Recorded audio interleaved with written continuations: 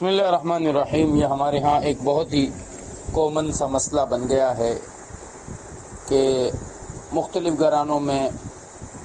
والد کے انتقال کے بعد والدہ حیات ہوتی ہیں تو وہ آگے بڑھ کر جو قابل تقسیم مال ہوتا ہے اس پر ایک طرح سے قابض ہو جاتی ہے، اور چونکہ وہ ماں ہے پھر وہ بیوہ ہو جاتی ہے تو اولاد ان کا زیادہ خیال رکھتی ہے اور ان کی بات کا احترام کرتی ہے، تو ماں وارثوں کو ان کے حصوں سے بہت وقت تک محروم رکھتی ہے۔ کہیں پر بنیاد یہ ہوتی ہے کہ ابھی آپ کے چھوٹے بھائی ہیں جن کی شادیاں کرنی ہیں، بہنوں کی شادیاں کرنی ہیں، اگر سب شادی شدہ ہوتے ہیں تو پھر جس بچے کے ساتھ وہ اس گھر میں ہوتی ہیں تو بھئی یہ بچے کہاں جائیں گے، ان کا تو کوئی ٹھکانہ نہیں ہے، تمہاری پرانی شادیاں ہوئی ہیں تو بچیاں جو ہے وہ اپنے گھر کی ہو چکی ہیں، بھئی یہ لالچ میں آ کے جو ہے ہم سے مطالبہ کر رہے ہیں، ہمیں بغیر چھت کے چھوڑیں گے۔ بعض جگہ یہ ہوتا ہے کہ خاتون کے جو گھر والے یعنی جیسے بہن بھائی ہے وہ اس کے دل میں یہ شک و شبہ اور کٹکا ڈالتے ہیں کہ جی اگر آپ نے تقسیم کر دیا تو آپ کے حصے میں تو اتنا مال آئے گا نہیں، لہٰذا پھر آپ کہیں کی نہیں رہیں گی، آپ کے بچے آپ کو گھر سے نکال دیں گے۔ اصل میں یہ سب شیطانی وسوسے ہیں۔ یہ بات سمجھنے کی ہے کہ میراث قرآن کا حکم ہے، میراث کی تقسیم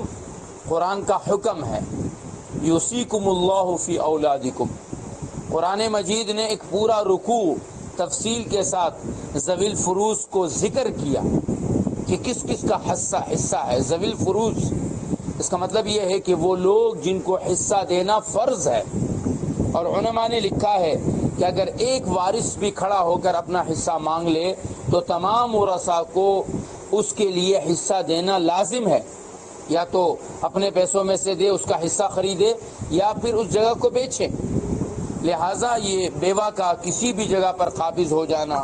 اور اپنی اولادوں کو محروم رکھنا یہ انتہائی خطرناک بات ہے۔ یا بیٹیوں کو یہ کہہ کر کہ جن کو تو ہم نے شادی کے موقع پر دے دیا اب ہم سے مطالبہ نہ کرے۔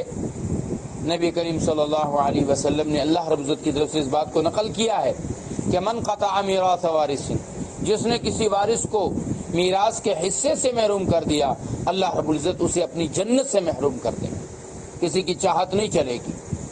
خوش قسمت ہے وہ لوگ جہاں حصے ہو جاتے ہیں، جہاں ضرورت مند کو اس کی ضرورت پوری کر دی جاتی ہے، جہاں اللہ کا حکم پورا کیا جاتا ہے۔ آپ اپنے طرف سے احکام پورا کیجئے، پھر اولاد آگے بڑھ کر کہیں کہ جی ہم اپنی ماں کے لیے چھوڑتے ہیں، اپنے بھائی کے لیے چھوڑتے ہیں۔ لیکن یہ جو وارثوں کو محروم رکھا جا رہا ہے اور اپنی مرضی رکھی جا رہی ہے اور اخیر تک ہاتھ میں رکھا جا رہا ہے، یہ اپنی آخرت کو اور اپنے قبر کو برباد کرنا ہے۔